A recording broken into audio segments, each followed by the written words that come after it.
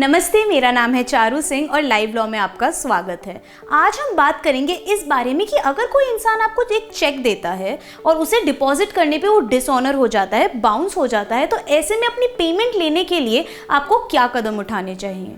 देखिए, ऐसे जितने भी चेक के मामले होते हैं उनसे डील करने के लिए निगोशिएबल इंस्ट्रूमेंट एक्ट मौजूद है और स्पेसिफिकली इसकी धारा 138 से लेके 142 के बीच में इन सब चीज़ों की बात करी जाती है। यहाँ पे पूरी बात को समझने के लिए हम एक एग्जाम्पल की मदद लेंगे। मान लीजिए एक व्यक्ति है जिसका नाम अजय है। उसने 10,000 रुपये का चेक काट के अपने मकान मालिक को दिया। मकान मालिक बैंक गए, बैंक में जाके चेक को डिपॉजिट किया, लेकिन वो डिसऑनर हो गया। यहाँ पे जान लीजिए कि हमारे बीच में पैसे की लेन देन के लिए चेक का इस्तेमाल बहुत ज़्यादा होता है, इसलिए लोगों को चेक जैसे इंस्ट्रूमेंट्स पे भरोसा रहे, इसलिए ही ये कानूनी प्रावधान मौजूद हैं। एग्जाम्पल पे वापस आते हैं।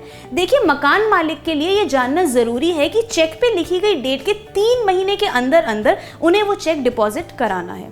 अगर 3 महीने के अंदर अंदर चेक डिपॉजिट कराने के बाद भी वो डिसऑनर हो गया तो उसके 3 कारण हो सकते हैं। वो क्या? पहला ये कि जिस इंसान ने चेक दिया है उसके अकाउंट में सफिशिएंट फंड्स ही नहीं है, यानी उसके पास इतने पैसे ही नहीं है कि चेक की पेमेंट हो सके। दूसरा रीज़न ये कि उस इंसान का उस बैंक में शायद कोई खाता या अकाउंट ही नहीं है, और अगर था भी तो उस इंसान ने उस खाते को बंद करा दिया।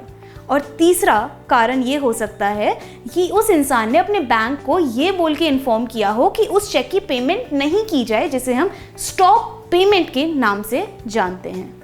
जब किसी इंसान का चेक डिसऑनर हो जाता है तो बैंक उसे ओरिजिनल चेक के साथ साथ एक मेमो देता है। उस मेमो में साफ साफ लिखा होता है कि किस कारण की वजह से वो चेक डिसऑनर हो गया।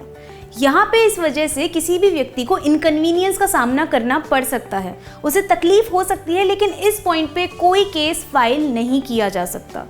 यहाँ पे चेक डिसऑनर होने के बाद, मेमो मिलने के बाद 1 महीने का टाइम मिलेगा उस व्यक्ति को, जिसमें उसे एक डिमांड नोटिस भेजना पड़ेगा चेक देने वाले इंसान को।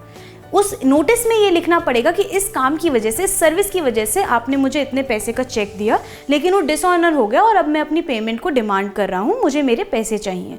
नोटिस मिलने के बाद उस इंसान के पास 15 दिन की मोहलत होगी, जिसमें उसे आपकी पेमेंट को प्रोसेस करना पड़ेगा। अगर उसमें वो पेमेंट प्रोसेस नहीं करता है तो 16वें दिन से आपका कॉज ऑफ एक्शन बनता है, वो कारण बनता है जिस पे आप केस कर सकते हैं, कंप्लेंट फाइल कर सकते हैं।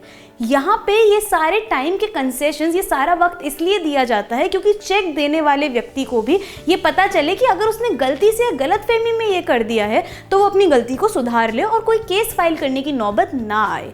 यहाँ पे 15 दिन बीतने के बाद 16वें दिन से कॉज ऑफ एक्शन बना, और 15 दिन खत्म होने के बाद आने वाले 30 दिन के अंदर अंदर जिस इंसान का चेक डिसऑनर हो गया उसे एक कंप्लेंट फाइल करनी पड़ेगी। वो कंप्लेंट निगोशिएबल इंस्ट्रूमेंट एक्ट के अंतर्गत सेक्शन 138 के हिसाब से फाइल की जाएगी, और ये एक judicial magistrate of first class के अंडर या फिर एक मेट्रोपॉलिटन मजिस्ट्रेट के अंडर फाइल करी जाएगी। देखिए, चेक बाउंस और डिसऑनर के जो केसेस होते हैं उसमें कुछ दस्तावेज, कुछ डॉक्यूमेंट्स होते हैं जो आपको संभाल के रखने होते हैं, जो आपको अपनी कंप्लेन करने के बाद कोर्ट में प्रेजेंट करने होते हैं। पहला डॉक्यूमेंट है वो ओरिजिनल चेक जो आपने बैंक में दिया था और डिसऑनर हो गया था। दूसरा डॉक्यूमेंट है वो मेमो जो बैंक ने आपको वापस किया था उस कारण के साथ जिसकी वजह से वो चेक डिसऑनर हो गया था। तीसरा है वो नोटिस, वो डिमांड नोटिस जो आपने उस व्यक्ति को भेजा था जिसने आपको चेक दिया था। जब आपने अपने पैसे मांगने के लिए उसे वो नोटिस भेजा था, उस नोटिस की कॉपी आपके पास होना बहुत ज़रूरी है। चौथा है वो पोस्टल रिसीप्ट जो ये बताएगा कि आपने ऐसा डिमांड नोटिस भेजा था, और अगर आपने वो डिमांड नोटिस एक स्पीड पोस्ट के ज़रिए से भेजा था तो ये ज़रूरी है कि आप अपनी ट्रैक्शन स्लिप भी उसके साथ लगाएं।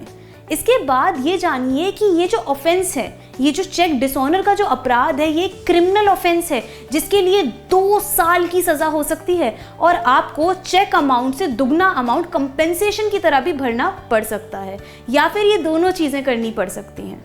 देखिए, मान लीजिए आपने किसी कंपनी को कुछ सर्विसेज प्रोवाइड करी, या फिर आपने अपने कुछ गुड्स को एक कंपनी को सेल किया, तो बदले में आपको उसके पैसे मिलेंगे। वो पेमेंट उस कंपनी ने एक चेक के थ्रू किया, लेकिन चेक बाद में डिसऑनर हो गया या बाउंस हो गया और आपको आपकी पेमेंट नहीं मिली। ऐसे में आप उस कंपनी के ही खिलाफ नहीं, उसके प्रोप्राइटर और इंडिविजुअल पार्टनर्स के खिलाफ भी कंप्लेंट फाइल कर सकते हैं। सिर्फ यही नहीं, वो लोग जो उस कंपनी की डे टू डे फंक्शनिंग के लिए रिस्पॉन्सिबल हैं, उनके खिलाफ भी आप यहाँ केस फाइल कर सकते हैं। आप उस कंपनी के डायरेक्टर्स के खिलाफ भी एक केस फाइल कर सकते हैं जब वो डायरेक्टर नॉमिनी डायरेक्टर या फिर director appointed by the government ना हो।